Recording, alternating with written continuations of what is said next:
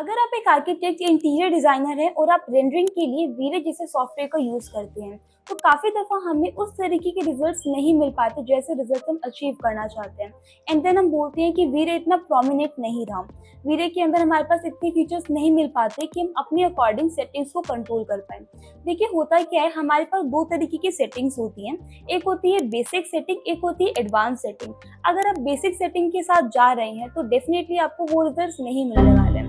But अगर आपने सभी सेटिंग्स को परफेक्ट तरीके से रखा हुआ है, जैसे आपने एंटी-अलियासिंग को परफेक्ट तरीके से रखा हुआ है, आपने रेंडर आउटपुट अच्छे तरीके से सेट किया है, एस्पेक्ट रेशियो आपका करेक्ट है, रेंडर इंजन आपका सही है, exposure value, vertical tilt effect, global illumination और इसके अलावा जितने भी फीचर्स हमारे पास होते हैं, अगर हमने उन सभी फीचर्स को सही तरीके से प्लेस करके रखा है तो डेफिनेटली हम इस तरीके के रिजल्ट्स को इजीली अचीव कर सकते हैं।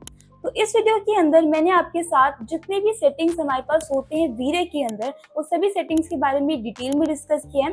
तो अगर आप उन सभी सेटिंग्स के बारे में जानना चाहते हैं किस तरह से आपको उनका यूज करना है, क्या वैल्यूज आपको रखनी है, तो डेफिनेटली ये वीडियो आप सभी के लिए बहुत इन्फॉर्मेटिव हो सकती है। इस वीडियो को एंड तक जरूर देखिए।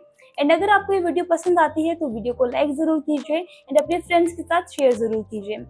इसी तरीके की 1000 से ज्यादा वीडियोस ऑलरेडी हमारे चैनल पे अवेलेबल हैं, तो आप हमारी प्लेलिस्ट चेक कर सकते हैं और वहां से सभी वीडियोस को एक्सेस कर सकते हैं। So without further delay let's get started.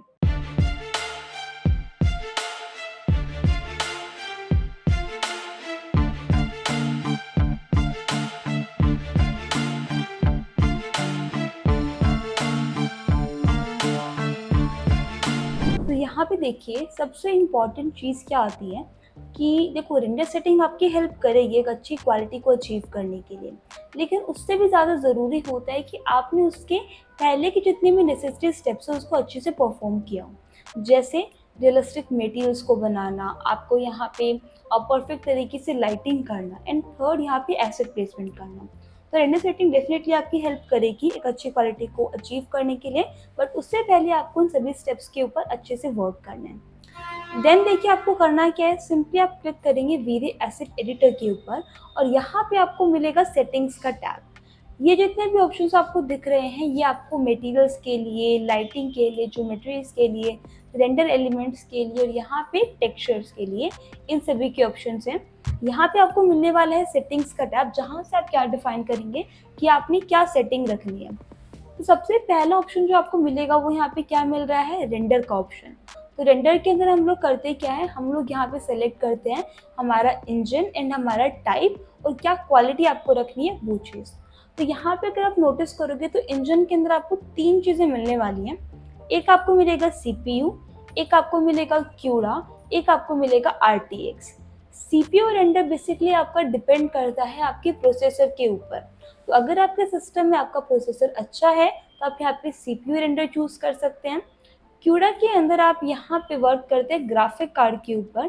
तो अगर आपके सिस्टम में कोई एक अच्छा ग्राफिक कार्ड है, I am not talking about RTX एक अलग सीरीज हो जाएगी, जैसे GTX आपके सिस्टम में है तो आप क्यूडा चूज कर सकते हो, ठीक है। इसके अलावा कोई भी अदर ग्राफिक कार्ड हो तो आप क्यूडा चूज कर पाओगे।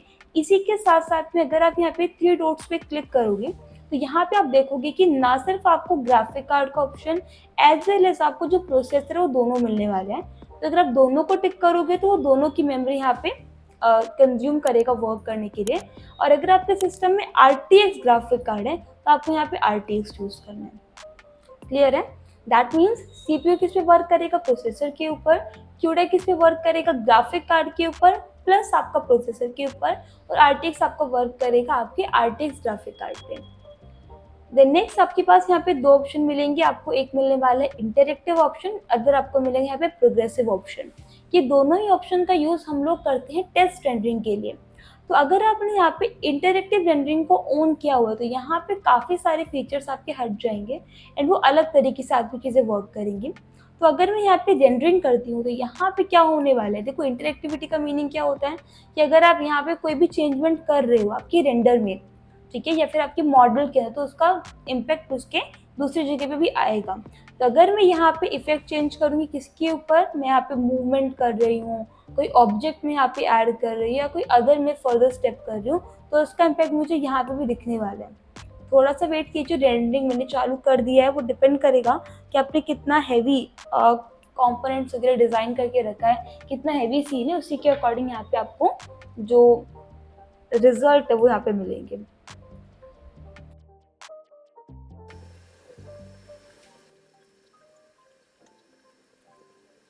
तो आप यहाँ पे देख पा रहे होंगे जैसे जैसे मैं चेंजमेंट मेरा अपने मॉडल के अंदर करी, वैसे इम्पैक्ट मुझे यहाँ पे इसके अंदर भी मिल रहा है।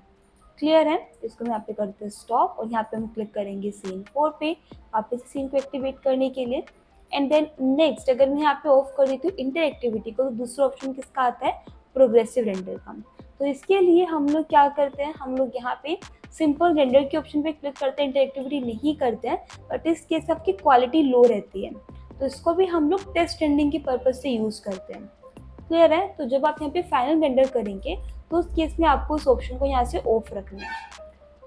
नेक्स्ट आपको यहाँ पे ऑप्शन मिलता है क्वालिटी का। तो क्वालिटी के अंदर हम लोग यहाँ पे बाय डिफॉल्ट जितनी भी क्वालिटीज़ इसके अंदर यहाँ पे दिया हुआ, जैसे नॉइस लिमिट हो गया, बकेट साइज हो गया, सब डिवीजन हो गया, शेडिंग रेट हो गया, उन पे कंट्रोल कर पाते हैं। ये यहाँ पे आपको प्रीसेट मिलेगा। जैसे मान लो मैं कोई भी वैल्यू में चेंज करूँ, मैंने लो रखा तो नॉइस लिमिट बढ़ गया है, बकेट साइज 32 हो गया है, सब डिवीजन 16 हो गए। मैं इसको इंक्रीज कर रही हूँ, सब डिवीजन बढ़ रहा है 24, bucket size 32, noise limit decrease हो रहा है 0.08।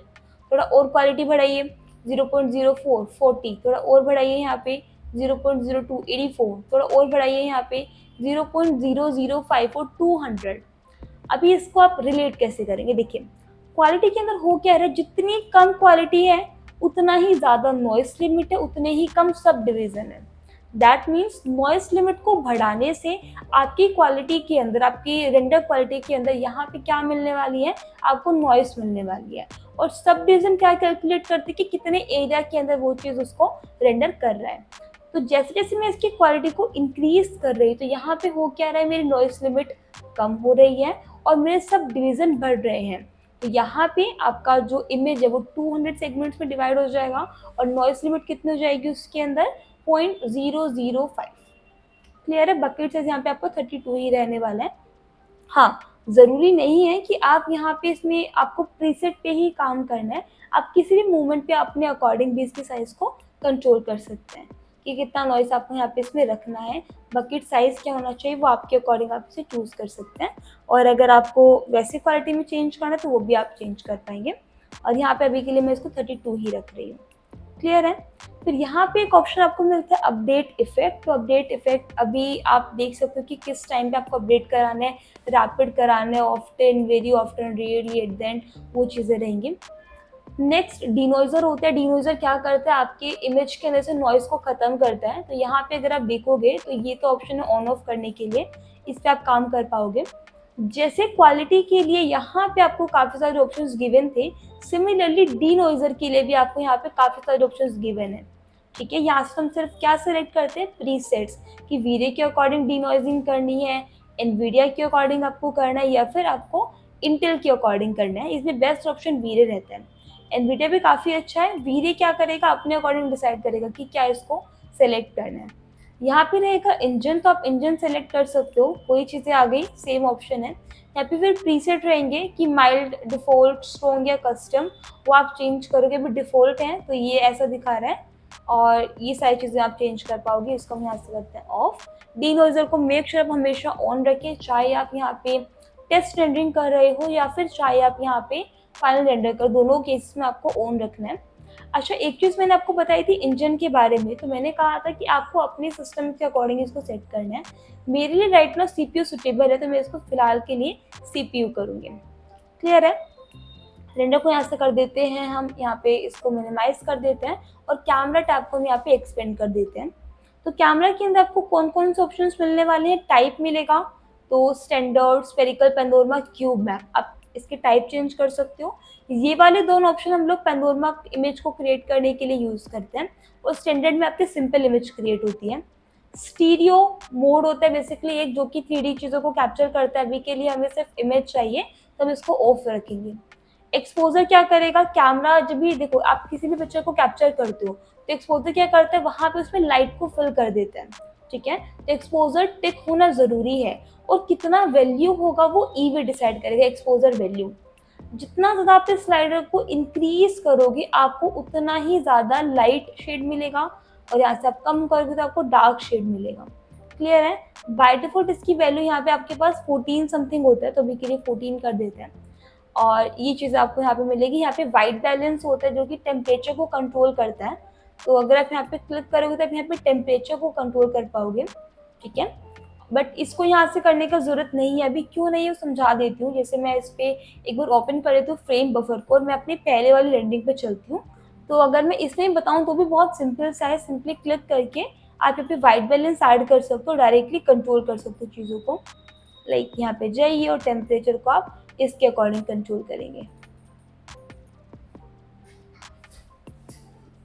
देन नेक्स्ट ऑप्शन आपको यहाँ पे मिलेगा DOF, डेप्थ ऑफ फील्ड का। आप इस ऑप्शन को इनेबल कर सकते हैं DOF इमेजेस को क्रिएट करने के लिए।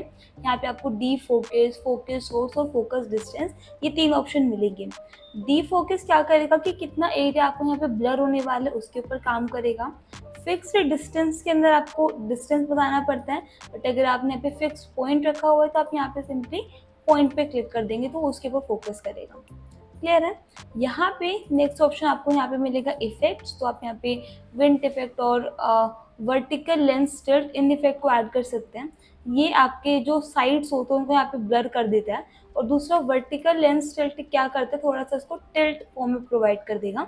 अभी के लिए मैं दोनों ऑप्शन को 0 रखूंगी और DOF को मैं 0 रख देती हूँ। रेंडर आउटपुट के अंदर हम लोगों को क्या डिफाइन करना पड़ता है, सेव फ्रेम। तो आपको जो यहाँ पे साइड वाला पोर्शन डार्क दिख रहा है ये असल में किसकी वजह से है, क्योंकि मैंने सेव फ्रेम को ऑन रखा हुआ है। अगर मैं इस ऑप्शन को ऑफ कर दूंगी तो एक डिफरेंट रेंडर मिलेगा मुझे पैरेलली इस इमेज को यहाँ पे क्या करना, ऑन करके रखना है। और दूसरा चीज़ क्या, मुझे इमेज विड्थ और साइज डिफाइन करना है, वो मैं यहाँ पे सेट करूँगी। तो वो डिफाइन कीजिए। यहाँ से आप एस्पेक्ट रेशो बताते हैं, तो वाइड स्क्रीन आप चूज़ कर सकते हो, स्क्वेयर आप चूज़ कर सकते हो, पिक्चर, लैंडस्केप, पोर्ट्रेट, काफ़ी सारे ऑप्शन है वो आप डिफाइन करोगे। और यहाँ से हम क्या डिफाइन करते हैं कि हमारी इमेज कहाँ पे सेव होनी चाहिए, आप पाथ डिफाइन करेंगे। सिंपली क्लिक कीजिए और यहाँ से आपको पाथ डिफाइन करना है, क्लिक करके आप यहाँ पे से सेव कर सकते हैं। नेक्स्ट ऑप्शन आपको यहाँ पे मिलेगा इमेज का। इमेज ऑप्शन के अंदर जब आप क्लिक करेंगे तो यहाँ पे आपको मिलता है अल्फा मोड, कंप्रेशन लेवल और बिट्स पर चैनल, आप इनके ऊपर काम कर सकते हैं। तो अगर आपको अल्फा को इंक्लूड करना है तो आप इंक्लूड कर लीजिए, नो अल्फा करेंगे तो अल्फा हट जाएगा, सेपरेट करेंगे तो इसका एक सेपरेट फाइल क्रिएट होगा, और फिर यहाँ से आप लेवल्स वगैरह डिफाइन करेंगे। क्लियर है? ये आप यहाँ पे बता दीजिए। एनवायरनमेंट के अंदर आपको ज़्यादा चेंज करने का जरूरत नहीं होता है, बट अगर आप यहाँ पे किस पे काम कर रहे हैं, अगर आपने यहाँ पे लेट सपोज डोम लाइट या फिर एनवायरनमेंट ऐड करके रखा है तो यहाँ से आपको सिंपली इमेज को डिफाइन करना पड़ेगा, और GI, global illumination, reflection, refraction किस तरीके से अफेक्ट करेंगे वो आपको डिफाइन करना है। मटेरियल ओवरराइड करता क्या है, आपकी कंप्लीट सीन को यहाँ पे आपको एक वाइट कलर या फिर जो भी कलर आप, जैसे ग्रे कलर हो गया या कोई डिफरेंट कलर हो गया, वो कलर यहाँ पे आपको प्रोवाइड कर देगा। इसका यूज़ हम लोग करते जब भी हमें यहाँ पे किस पे काम करना होता है, जब हम यहाँ पे काम करते हैं लाइटिंग के ऊपर, तो पूरे एरिया को हमारा यहाँ पे वाइट कलर प्रोवाइड कर देता है। उसका यूज़ आप यहाँ पे कर सकते हो, क्योंकि वाइट कलर के अंदर या फिर कोई डिफरेंट कलर आप चूज़ करते हो तो उसमें क्या होता है, आपको लाइटिंग का इम्पैक्ट परफेक्ट दिखता है। क्लियर है? तो इसको हम यहाँ से अभी के लिए ऑफ कर देते हैं। इसके अलावा रेंडर पैरामीटर्स रहेंगे, तो इसमें एंटी एनालाइजिंग फिल्टर काफ़ी इंपॉर्टेंट ऑप्शन है। अभी इसका मीनिंग क्या होता है, एंटी एनालाइजिंग के लिए आप एक बार जरा इसको अगर चेक करेंगे तो यहाँ पे नोटिस कर सकते हैं। थोड़ा सा अगर मैं इसको जूम इन करती हूँ तो यहाँ पे देखिए जो मेरी ये वाली चीज़ है, यहाँ पे क्या कर रहा है, चीज़ों को मैच करने की कोशिश कर, जैसे ब्लू, लाइट स्काई ब्लू, यहाँ पे वाइट, तो ओवरऑल दिखने में क्या लगता है कि वो कंप्लीट चल रहा है। बट अगर आपने एंटी एनालाइजिंग को ऑफ करके रखा है और फिर आप यहाँ पे रेंडर कर रहे हैं तो उस केस में आपको बिल्कुल शार्प इमेज मिलेगी। एंटी एनालाइजिंग करती क्या है, एंटी एनालाइजिंग आपकी इमेज को यहाँ पे स्मूथ बनाती है, दो कलर्स को आपस में मिक्स करने में हेल्प करती है। बट अगर आपने इस ऑप्शन को ऑफ करके रखा है तो यहाँ पे आपको बिल्कुल सेपरेट चीज़ें मिलने वाली है। क्लियर है? ये चीज़ें आपको यहाँ पे वर्क करना है। ये देखिए इस तरीके से।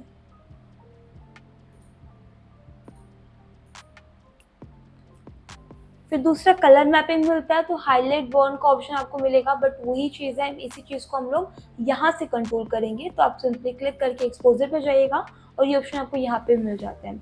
अगर आपने एक दफ़ा यहाँ से चेंजमेंट किया तो पॉसिबिलिटीज़ हमारे पास कम होती है कि हम यहाँ पे इसमें ऐड कर पाए चीज़ों को, बट अगर आप यहाँ पे चेंज करो तो आप किसी भी मोमेंट पे वर्क कर सकते हो।